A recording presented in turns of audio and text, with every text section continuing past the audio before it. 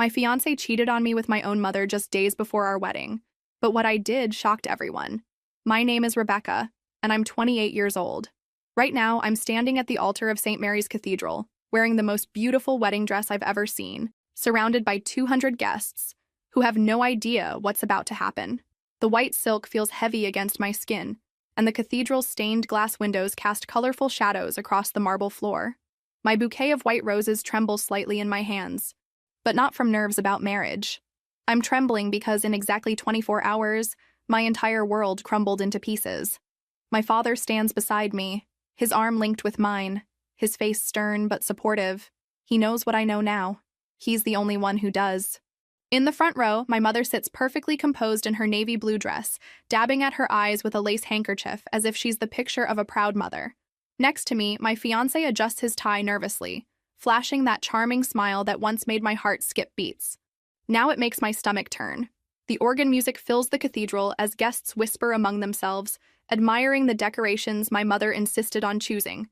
White lilies everywhere, exactly as she wanted. The same flowers she mentioned loving in her diary entries about him. About them. Together. I graduated summa cum laude with a degree in English literature from Columbia University. I work as a senior editor at Morrison & Associates Publishing, one of the most prestigious publishing houses in Manhattan. I've built a life I'm proud of, a career that matters, relationships I treasure, or at least I thought I had. My father is Pastor Williams, respected throughout our community for his integrity and wisdom. Ironically, he raised me to value honesty above all else. My fiancé comes from the prominent Blackwell family. Old money, connections, the kind of background that looks perfect on paper and in wedding announcements. 3 years ago, when he proposed during intermission at Lincoln Center while we watched Swan Lake, I thought I was living a fairy tale. The spotlight hit the stage as he knelt with a 3-carat diamond ring, and everyone in our section turned to watch. It was magical, perfect, everything I'd dreamed of since I was a little girl. The wedding planning started immediately. My mother threw herself into every detail with an intensity that should have been my first warning. She insisted on choosing the venue, the flowers, the menu, even my dress. When I suggested alternatives, she'd get this look in her eyes, desperate, almost panicked, and say things like, "Sweetheart, trust me, I know what's best." I thought she was just being an overprotective mother living vicariously through my big day. Now I understand she was planning the wedding where she'd watch the man she was sleeping with marry her daughter. The pianist begins the processional, and I take my first step down the aisle. Each footstep echoes in the vast cathedral, and I can feel 200 pairs of eyes on me. Some guests smile and wave subtly. Others wipe away tears, thinking they're witnessing a beautiful love story. They have no idea they're about to witness something entirely different. My bouquet contains a small surprise tucked between the roses. A few pages from my mother's diary, the evidence that shattered my world yesterday afternoon. The pages where she detailed every intimate moment with my fiancé, every lie they told me, every plan they made to continue their affair after today. As I walk toward the altar, I'm not the naive girl who believed in perfect love and happy endings. I'm a woman who discovered that sometimes the people you trust most are capable of the deepest betrayals. And sometimes, the only way to reclaim your dignity is to refuse to be a victim of their lies. The wedding march continues, and with each step, I'm walking toward the moment when I'll show everyone exactly who I really am. 3 months ago, I thought I had everything figured out. I woke up every morning in my cozy apartment on the Upper West Side, walked to work at Morrison & Associates where I edited manuscripts that would become bestsellers, and came home to plan the wedding of my dreams with the man I thought was my soulmate. My daily routine was predictable and comfortable. Coffee at 7, a quick scan of industry news, then the subway to my office where I spent hours immersed in stories about other people's lives. I specialized in contemporary fiction, particularly novels about relationships and family dynamics. The irony isn't lost on me now. I was an expert at spotting plot holes and character inconsistencies in fiction, but completely blind to them in my own life. My fiancé worked at Sterling Martinez & Associates, one of Manhattan's top law firms. He specialized in corporate mergers and acquisitions, pulling in a 6-figure salary that allowed us to plan the kind of wedding that gets featured in magazines. We'd been together for 3 years, living separately, but spending most nights together, talking about buying a house in Connecticut once we were married. The engagement had been everything I'd ever dreamed of. During Swan Lake's second intermission, he'd excused himself, supposedly to get champagne. Instead, the spotlight suddenly illuminated our box seats, and there he was, down on one knee with a ring that caught the theater lights like a small star. The entire audience turned to watch as I said yes, tears streaming down my face. Even now, despite everything, I remember how perfect that moment felt. My mother cried harder than I did that night. She hugged him so tightly I had to laugh and pull her away, joking about how she was acting like she was the one getting engaged.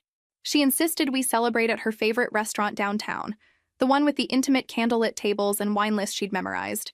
She ordered a bottle of wine that cost more than most people's rent, saying nothing was too good for her future son-in-law. The wedding planning consumed our lives for months. Every weekend meant appointments, dress fittings, cake tastings, venue tours, meetings with florists. My mother appointed herself as head coordinator, creating detailed spreadsheets and timelines that rivaled corporate project management systems. She had opinions about everything, from the shade of white for my dress to the specific variety of roses for my bouquet. When I suggested having the ceremony at my father's church instead of the expensive cathedral she'd chosen, she practically had a panic attack. Sweetheart, the cathedral has such better acoustics for the music, and the architecture is so much more photogenic. This is your one special day. She had an answer for everything, always delivered with such conviction that I found myself agreeing just to keep the peace. My fiancé seemed oddly uninvolved for someone planning his own wedding. When I'd ask his opinion about table arrangements or menu choices, he'd shrug and say, "Whatever makes you and your mother happy." I thought he was being considerate, letting the women handle the traditionally feminine aspects of wedding planning. Now I realize he was letting my mother plan their fantasy wedding. Work became my refuge from the wedding chaos. At Morrison & Associates, I felt competent and valued. My boss frequently complimented my editorial instincts, and authors specifically requested me for their projects. I was building something that was entirely mine, separate from my identity as someone's daughter or future wife. But even at work, the wedding followed me. My mother would call daily with updates and questions. The florist needs to know if you prefer baby's breath or eucalyptus in the centerpieces. The caterer is asking about dietary restrictions for your fiancé's extended family. Always urgent. Always needing immediate decisions.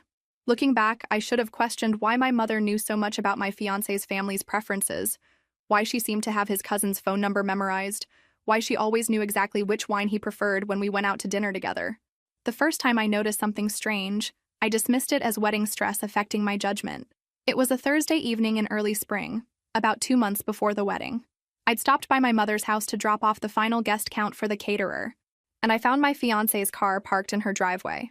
When I walked into the kitchen, they were standing closer than seemed necessary, both holding glasses of wine and laughing at some private joke. My mother's cheeks were flushed, and she had that sparkle in her eyes that I hadn't seen since before my parents' marriage started deteriorating years ago. "Oh, sweetheart," she said, stepping back quickly from him. "We were just going over the seating chart.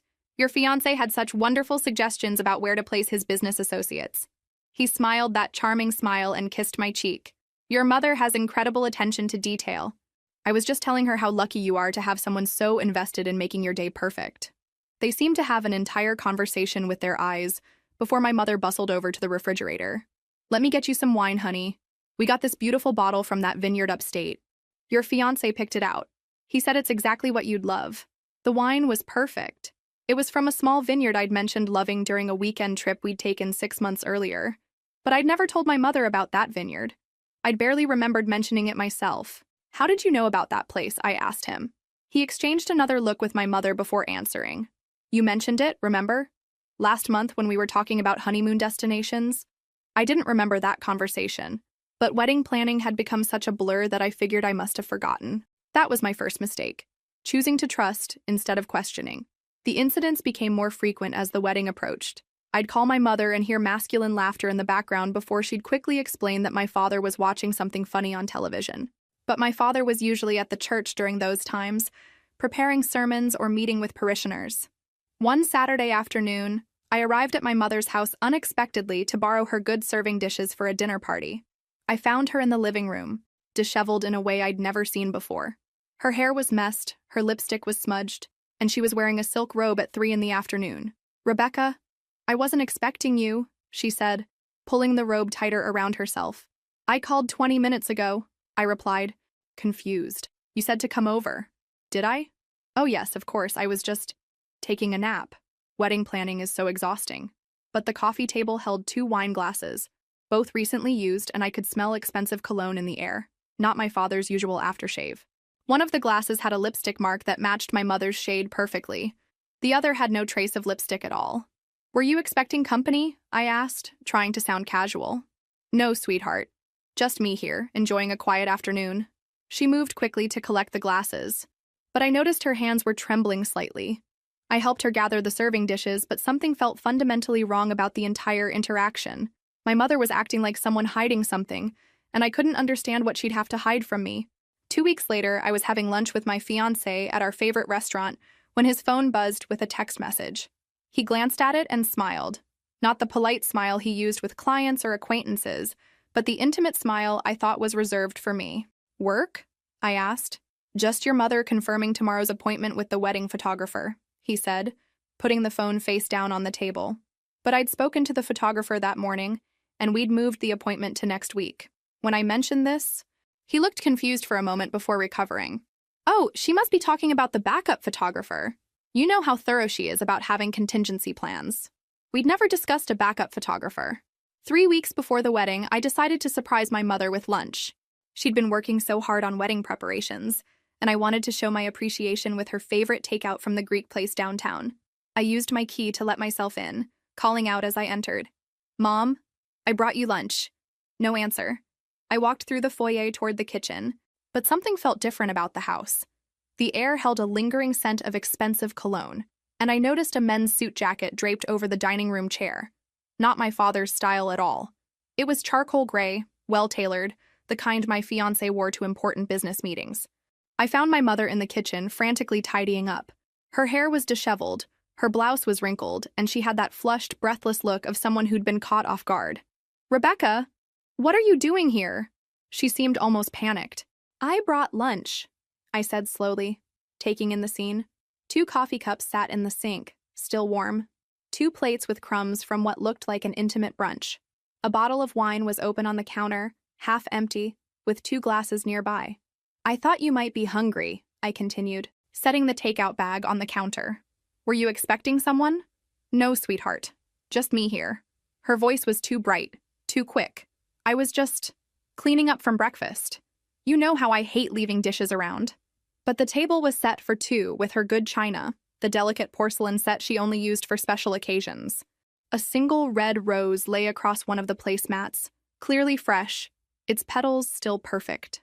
The morning newspaper was folded open to the arts section, something my mother never read, but my fiancé always checked for reviews of shows he wanted to see.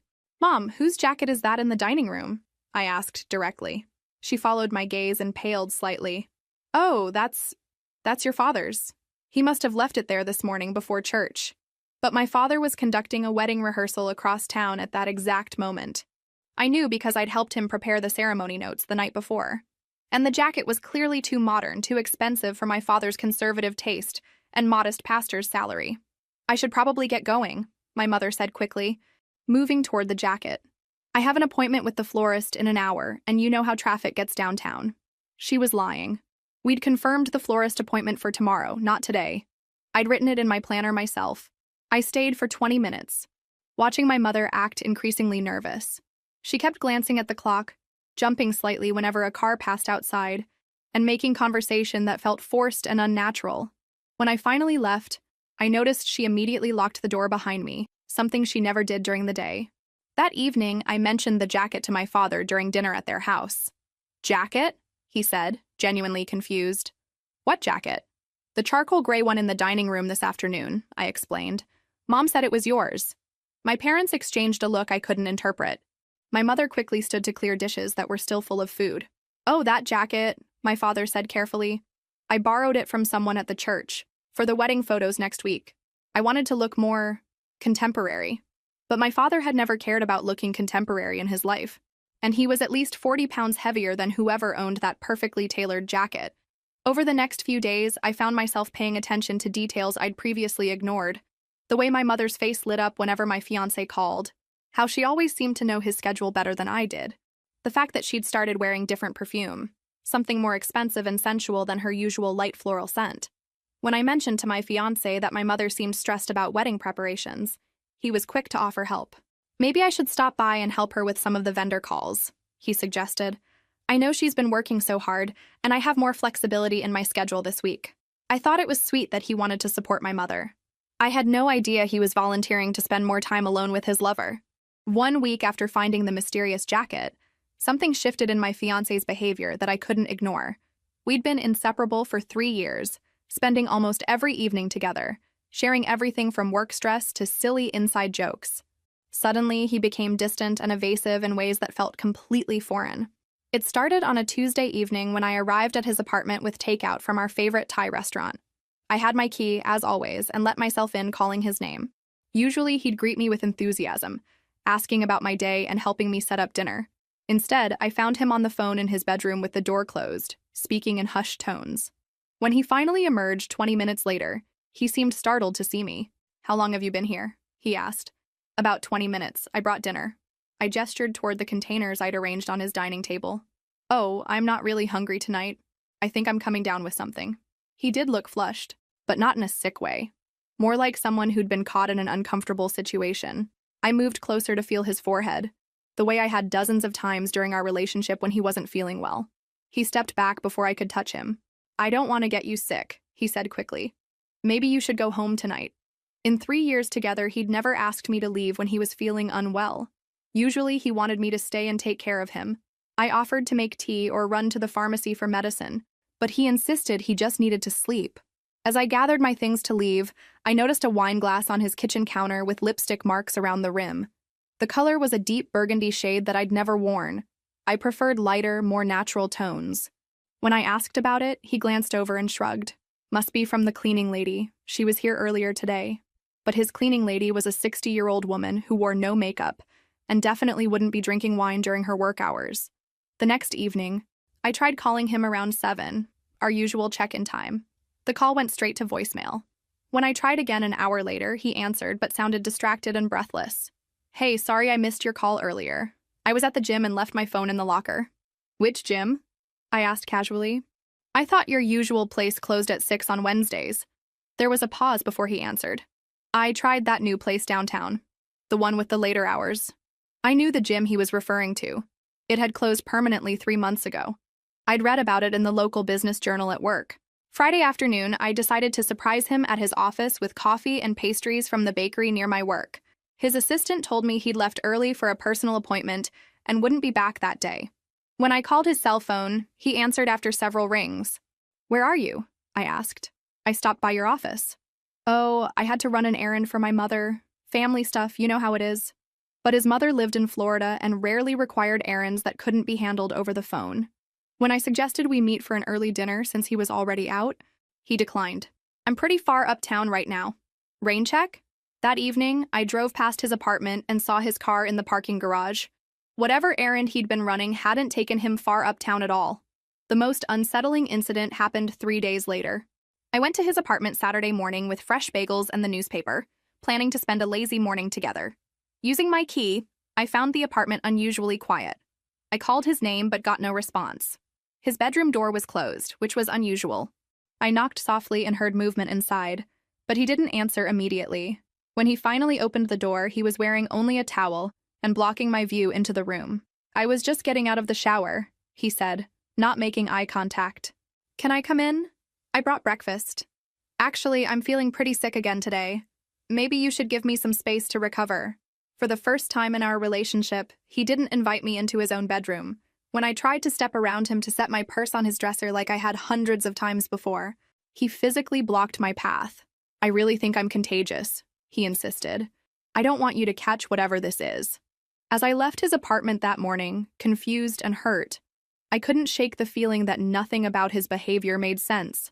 The man I'd been planning to marry was treating me like a stranger, and I had no idea why. 2 days before the wedding, I went to my mother's house to collect some documents my father needed for the ceremony. The marriage license, the rings we'd stored in her safe, and the special Bible that had been in our family for 3 generations. It was supposed to be a quick trip, grab the items and head back to the church for the final rehearsal. My mother wasn't home, but I had a key and knew exactly where everything was stored. The documents were in her bedroom safe, hidden behind a painting that had hung in the same spot since my childhood. As I knelt to open the safe, I noticed something on her nightstand that made me pause. It was a small leather journal I'd never seen before, placed carelessly next to her reading glasses and water glass. The cover was expensive looking, the kind of journal someone gives as a romantic gift, rather than something you'd buy for yourself at a drugstore. I shouldn't have opened it. I knew that even as my hands moved toward it, even as I told myself I was just curious about my mother's new interest in journaling. The first page was dated 3 months ago, exactly when the strange incidents with my fiancé had begun. March 15th. He brought me flowers today. White tulips. My favorite, though I never told him that. Somehow he just knew. We talked for hours about literature, about life, about dreams we've never shared with anyone else. I feel like I'm waking up after years of sleepwalking. My blood ran cold as I read those words in my mother's careful handwriting. The flowers, the intimate conversation, the timing, it all pointed to something I couldn't bring myself to believe. I flipped to the next entry. March 22nd. The guilt is eating me alive, but I can't stop thinking about him. When he kissed me today, I felt more alive than I have in 20 years of marriage. We both know this is wrong, but neither of us seems able to stop. He says he's never felt this way about anyone, that what he has with Rebecca is comfortable but not passionate. I should tell him to stay away, but I'm too selfish. I want to feel wanted again. The journal fell from my hands onto the carpet as the full horror of what I was reading sank in. My mother was having an affair with my fiancé. The man I was supposed to marry in 2 days had been sleeping with my mother for months. With trembling hands, I picked up the journal and continued reading, each entry more devastating than the last. April 5th. We made love in my bed today while Rebecca was at work and her father was at the church. Afterward, he held me and said he wished things were different, that he wished he'd met me first. I know I should feel ashamed, but lying in his arms felt like the most natural thing in the world. April 18th. Rebecca showed me her final dress-fitting photos today. She looked so beautiful, so happy, so trusting. I wanted to tell her the truth, but how can I destroy her life for my own happiness? He says we can continue after the wedding, that marriages of convenience are common in his social circle. I hate myself for even considering it. May 10th. We've started planning how to maintain our relationship after the wedding. He'll have legitimate reasons to visit often: family dinners, holidays, helping with home repairs. Rebecca will never suspect because she trusts us both completely. Sometimes I think she's too trusting for her own good. Entry after entry detailed their affair with clinical precision. The locations where they met, the lies they told me, the future they were planning while I prepared to marry him in complete ignorance. My mother wrote about their intimate moments with a passion I'd never heard her express about my father, about their plans to continue deceiving me indefinitely, about how my trusting nature made their betrayal easier to execute. The final entry was dated yesterday, June 20th. Tomorrow is the wedding. He came over this morning for what we agreed would be our last time together before the ceremony. We both cried afterward, holding each other like teenagers saying goodbye before college. He promised that after a respectable honeymoon period, we'd find a way to be together again. I feel like I'm attending my daughter's funeral instead of her wedding, but I can't give him up. I won't give him up. I sat on my mother's bedroom floor, surrounded by the evidence of the most comprehensive betrayal I could imagine. Not only was my fiancé cheating on me, but he was doing it with my own mother. Not only was my mother betraying her marriage, but she was betraying her daughter in the cruelest way possible. They had planned this deception together, calculated exactly how to continue their affair after my wedding, and documented their betrayal in my mother's own handwriting. The man I loved and the woman who gave me life had conspired to make me the unknowing third party in their love triangle. I left my mother's house with the journal clutched in my hands and drove straight to the Marriott downtown, where I checked into a room under my maiden name. I couldn't go home to my apartment. Too many memories of planning our future together. I couldn't go to my father's. Not until I decided what to tell him. I needed space to think, to plan, to figure out how to respond to the most devastating betrayal of my life. Sitting on the hotel bed, I read through the journal 3 more times, making sure I hadn't misunderstood anything. But there was no ambiguity in my mother's words. She detailed their affair with the precision of someone keeping a record for posterity. Dates, locations, conversations, intimate moments, everything was documented with cruel clarity. My first instinct was to call them both, to scream, to demand explanations. But as I sat in that anonymous hotel room, something shifted inside me. The shock began to crystallize into something harder, more focused. They had planned this betrayal methodically, documenting their deception, plotting how to continue fooling me after my wedding. This wasn't a momentary lapse in judgment. It was a calculated campaign of deceit. They deserved a calculated response. I spent the entire night planning. I made lists, analyzed evidence, and considered every possible outcome. By morning, I knew exactly what I was going to do. First, I called my office and took a personal day. Then I went to a print shop and made copies of the most damning journal pages, the ones that explicitly detailed their affair and their plans to continue it after my marriage. I sealed the copies in an envelope and stored them in the hotel safe as backup evidence. Next, I called the photographer and made a special request. I told him I wanted to surprise the guest with a slideshow during the reception, personal photos and messages from people who couldn't attend. He was delighted with the idea and agreed to set up the projection system. I spent hours creating that slideshow. Along with genuine family photos and sweet messages from distant relatives, I embedded photographs of my mother's journal pages. Not enough to overwhelm the presentation, but enough to ensure that every single person at my wedding would understand exactly what kind of people they were celebrating. Then I called my father. Not to tell him about the affair. That conversation needed to happen in person, but to ask him to meet me at the hotel that evening. I told him I needed to discuss something important about the ceremony. When my father arrived, I showed him the journal. I watched his face transform from confusion to disbelief to devastation as he read his wife's detailed account of her betrayal. He aged 10 years in 10 minutes, his shoulders sagging under the weight of what he was learning. "How long have you known?" he asked quietly. "Since yesterday afternoon. I found it when I went to get the marriage documents." We sat in silence for several minutes before he spoke again. "What do you want to do?" "I want to expose them, publicly, in front of everyone who thinks they're good, moral people." My father, who had preached about forgiveness and turning the other cheek for 30 years, nodded slowly. "They made their choices," he said. "They can live with the consequences." We spent the rest of the evening planning exactly how the revelation would unfold. My father would perform the ceremony normally until we reached the vows. Then, instead of exchanging traditional promises, I would address the congregation directly. "Are you sure about this?" my father asked as he prepared to leave. "Once you do this, there's no going back. They made that choice for me when they decided to betray everything we're supposed to mean to each other," I replied. "I'm just refusing to be a victim of their lies." That night, I slept better than I had in weeks. For the first time since finding the journal, I felt like I had some control over my own life. Tomorrow I would stand in front of 200 people and tell the truth. Not their carefully crafted version of reality, but the actual truth. I wasn't going to quietly disappear or privately confront them in some tearful family meeting.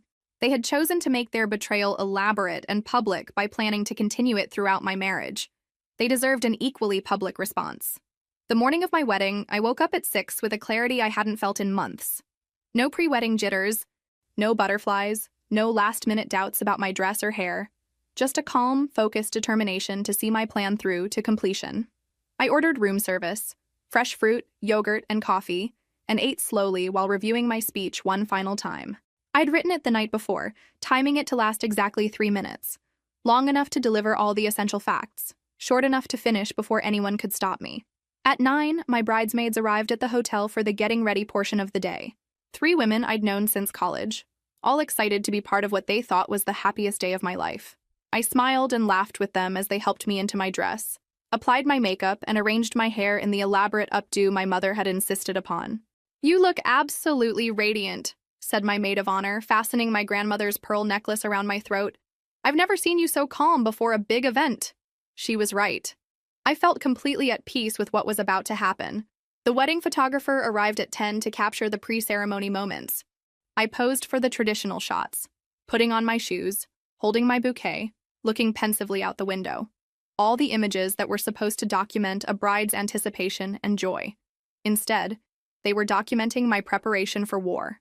At 11:30, my father arrived to escort me to the cathedral.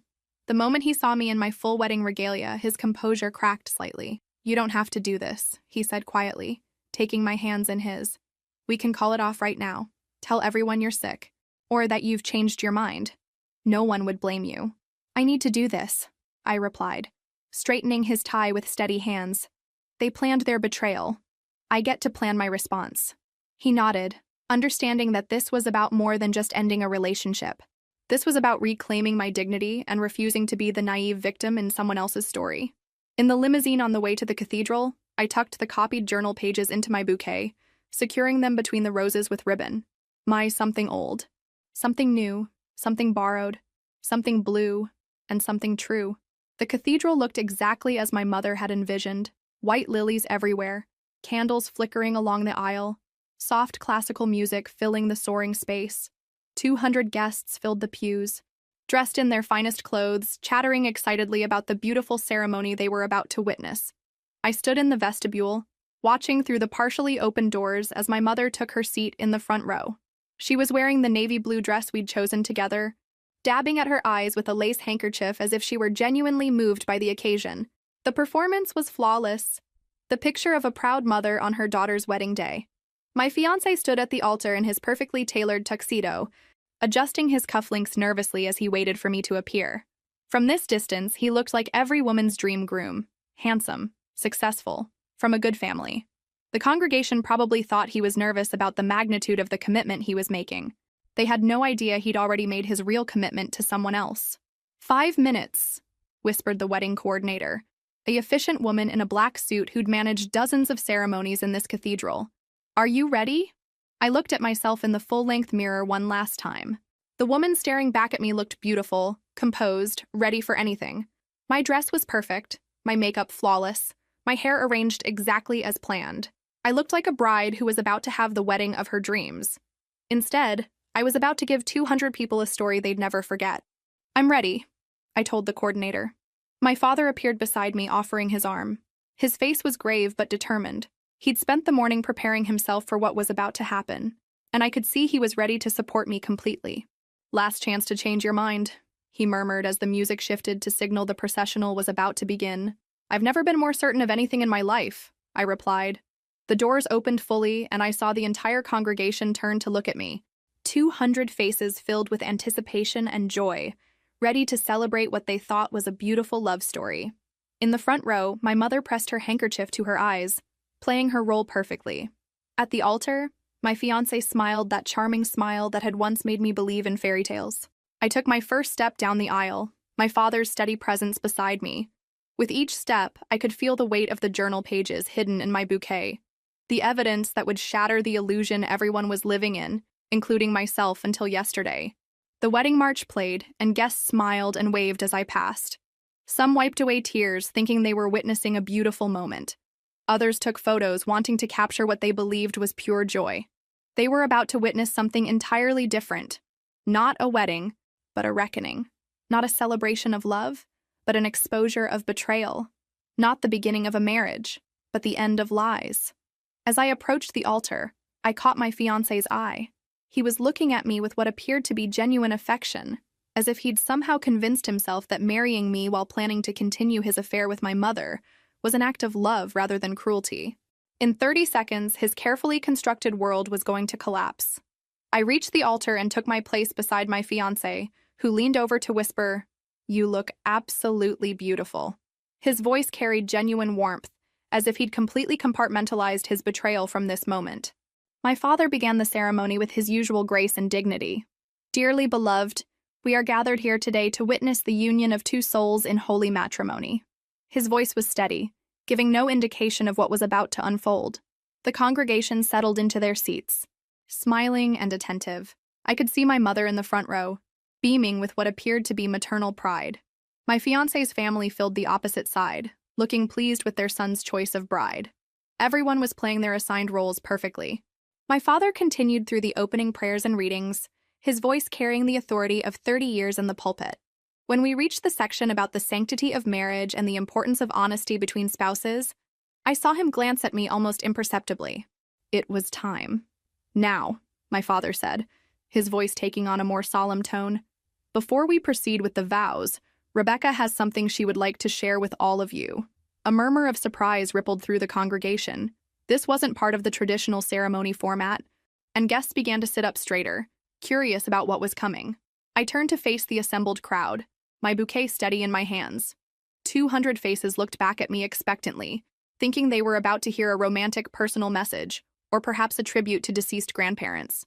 "Thank you all for being here today," I began, my voice carrying clearly through the cathedral's excellent acoustics. "I know many of you traveled long distances to celebrate what you believed would be the happiest day of my life." I paused, letting that past tense sink in. A few people exchanged glances, sensing something was different about my tone. Unfortunately, I discovered something 2 days ago that changes everything.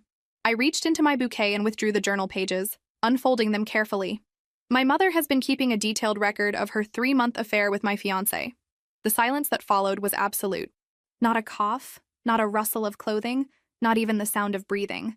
200 people sat frozen in their seats, processing what they'd just heard. My fiancé's face went white, then red, then white again. "Rebecca, what are you doing?" he whispered urgently. I ignored him and continued, reading directly from my mother's journal. March 15th. He brought me flowers today. White tulips, my favorite, though I never told him that. We talked for hours about literature, about life, about dreams we've never shared with anyone else. My mother half rose from her seat, her face a mask of horror. "Rebecca, stop this immediately." April 5th. I continued reading, my voice growing stronger with each word. "We made love in my bed today while Rebecca was at work and her father was at the church. Afterward, he held me and said he wished things were different, that he wished he'd met me first." Gasps erupted throughout the cathedral. People began turning to stare at my mother and my fiancé, their faces showing shock, disgust, and fascination in equal measure. My fiancé grabbed my arm. "You're making a mistake."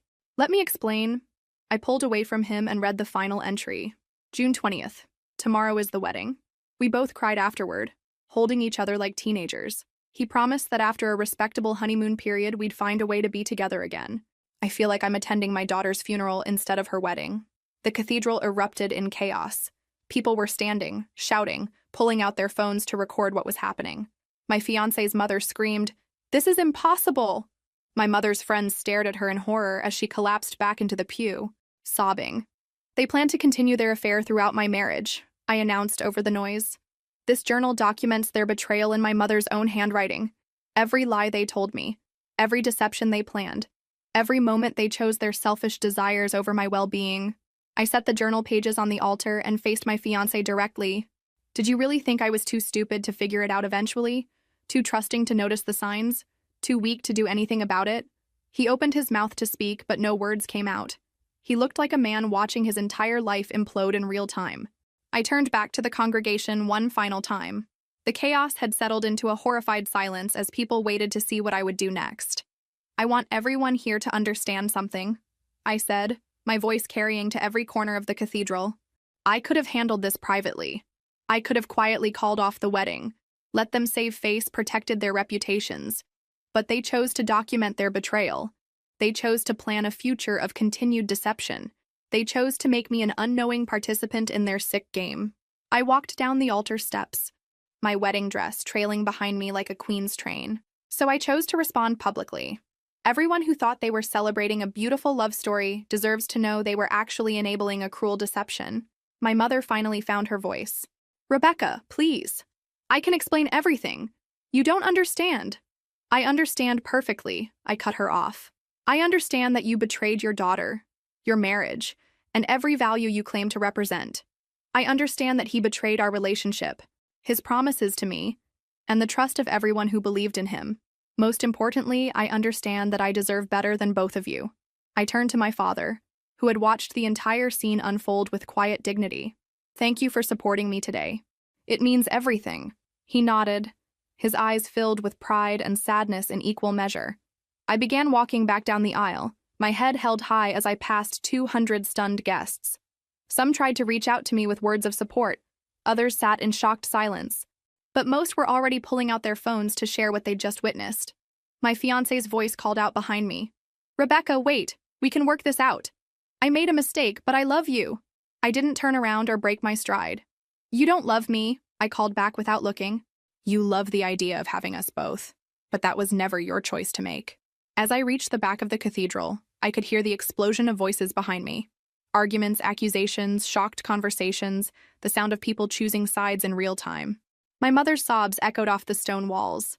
My fiancé was apparently trying to explain himself to his family, whose voices rose in anger and disgust.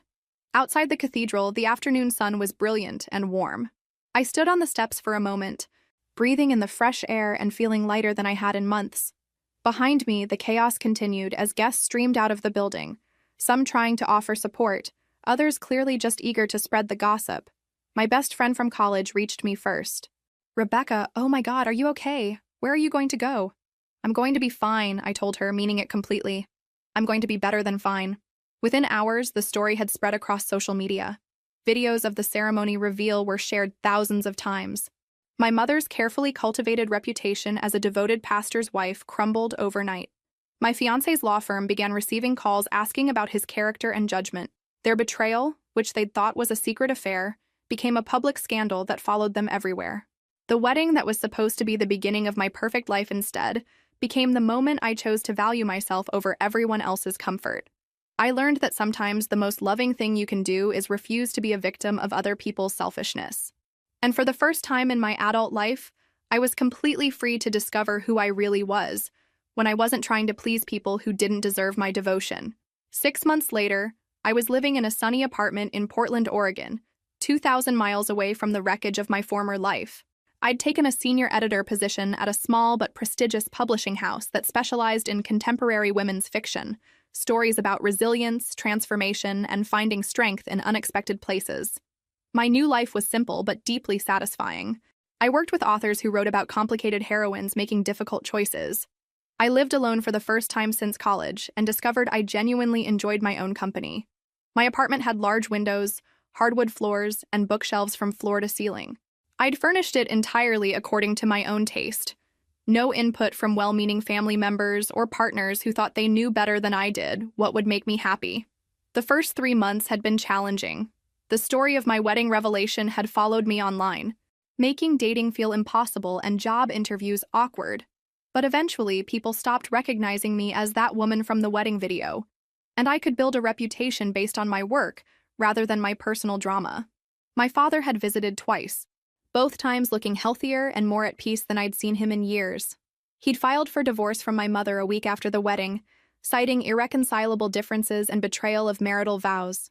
The divorce was finalized 4 months later, and he'd since started seeing a kind widow from his congregation, someone who appreciated his integrity rather than exploiting it. I should thank you, he told me during his second visit, as we sat in my favorite coffee shop overlooking the river. You gave me permission to admit that my marriage had been making me miserable for years. I was so focused on the idea that good Christians work through everything that I never asked myself whether I deserved to be happy. I'd received exactly 3 communication attempts from my mother in 6 months. The first was a 10-page letter delivered 2 weeks after the wedding, filled with justifications, excuses, and requests for forgiveness that felt more about her guilt than my healing. I read it once and threw it away. The second was a voicemail on my birthday, crying and begging me to call her back so she could explain everything properly. I deleted it without listening to the entire message.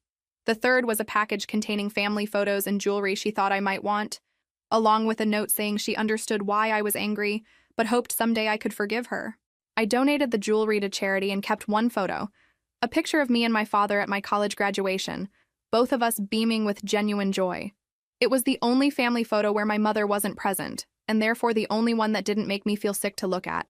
My former fiancé had attempted contact more frequently and more desperately. He'd tried calling, texting, showing up at my old apartment, and even having mutual friends reach out on his behalf. All of his messages followed the same pattern: initial apologies, followed by explanations about how the affair just happened, then anger when I didn't respond, then bargaining about how we could work through this together.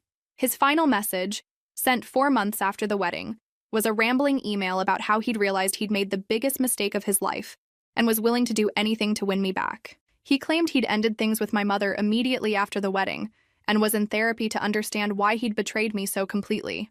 I read the entire message, then blocked his email address without responding. He didn't deserve my forgiveness, my anger, or my attention. He deserved to be forgotten. The most surprising part of my new life was how little I missed either of them. I'd expected to feel sad, lonely, or angry most of the time. Instead, I felt relieved. The constant low-level anxiety I'd carried throughout my engagement, always wondering if I was good enough, smart enough, interesting enough, had disappeared completely. I no longer had to perform the role of the perfect daughter or the ideal fiancé. I could just be Rebecca, figuring out what I wanted without anyone else's input or approval. 1 year after my wedding, that never was. I stood in front of 300 women at the Portland Convention Center, delivering a keynote speech titled, "Choosing Truth Over Comfort: Why Self-Respect is Never Selfish." The speaking engagement had come about unexpectedly. A women's leadership organization had contacted me after reading an essay I'd published in a national magazine about recognizing betrayal and refusing to be a victim. They wanted someone to talk about making difficult choices in the face of personal crisis. A year ago, I thought my life was perfect, I told the audience, my voice steady and confident.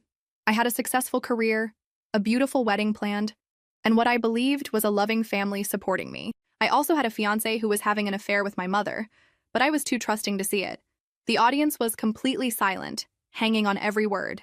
When I discovered their betrayal 2 days before my wedding, I had a choice.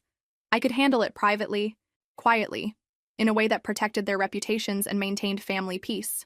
Or I could choose honesty, messy, painful, public honesty that would expose the truth and force everyone to confront reality. I paused, looking out at the sea of faces, women of all ages who had faced their own moments of crisis and decision. I chose truth, and it was the most liberating choice I've ever made. I spent the next 45 minutes sharing what I'd learned about self-respect, about the difference between kindness and enabling, about the courage it takes to disappoint people who don't have your best interests at heart. The response was overwhelming. A standing ovation, followed by a line of women wanting to share their own stories of choosing difficult truths over comfortable lies. After the event, I drove home to my apartment where I'd built a life that was entirely my own. No compromises, no committee decisions, no trying to be the person others wanted me to be. I had plants I'd chosen because I liked them, books arranged according to my own system, food in my refrigerator that reflected my actual tastes rather than someone else's preferences. I'd started dating again 3 months ago. Carefully, selectively, with clear boundaries about what I would and wouldn't accept. The man I was seeing was a literature professor at Portland State University who appreciated my independence and had never once suggested I was too intense or too demanding for knowing my worth. My career was thriving in ways it never had when I was planning my life around someone else's schedule and priorities. I'd been promoted twice and was considering starting my own literary consulting business. I'd also begun writing a book about my experience. Not a memoir of victimhood, but a practical guide for women who found themselves in similar situations. My relationship with my father had never been stronger. He'd remarried 6 months ago to the widow from his congregation, and their happiness was a joy to witness. He'd called me the morning after his wedding to tell me how proud he was of the courage I'd shown, how my choice to stand up for myself had given him permission to do the same. As for my mother and former fiancé, I occasionally heard updates through mutual acquaintances. Their affair had lasted exactly 3 weeks after my wedding revelation. Apparently, reality was less appealing than fantasy. My mother had moved to Florida to live near her sister, unable to face the social consequences of her actions in our hometown.